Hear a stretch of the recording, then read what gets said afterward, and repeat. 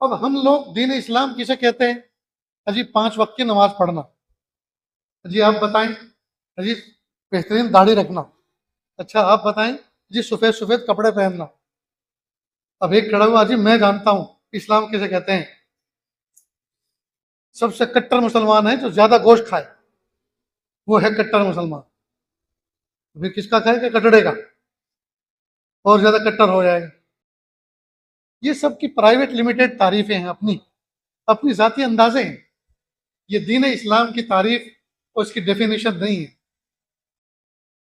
دین اسلام نام ہے اللہ تعالیٰ کے حکموں پر عمل کرنے، حضور پاک صلی اللہ علیہ وسلم کے طریقے پر چلنے کا، اور پیدائش کی صبح سے لے کر وفات کی شام تک اللہ تعالیٰ کے حکموں پر چلنے کا نام دین اسلام ہے.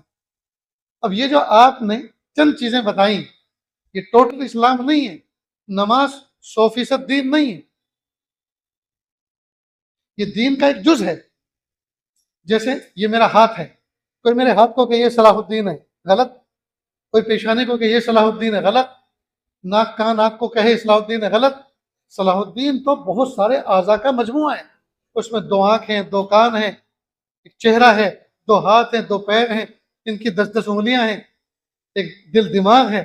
اس پوری باڈی کا نام 5 فٹ 5 انچ کے اس پورے ہیولے اور جسم کا نام صلاح الدین. تو اسی طرح دین اسلام اللہ تعالیٰ کے احکام کے مجموعے کا نام.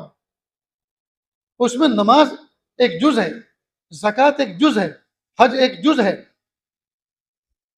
تو ہم صرف ایک جز کو پکڑ کے کہیں کہ یہ دین ہے؟ نہیں.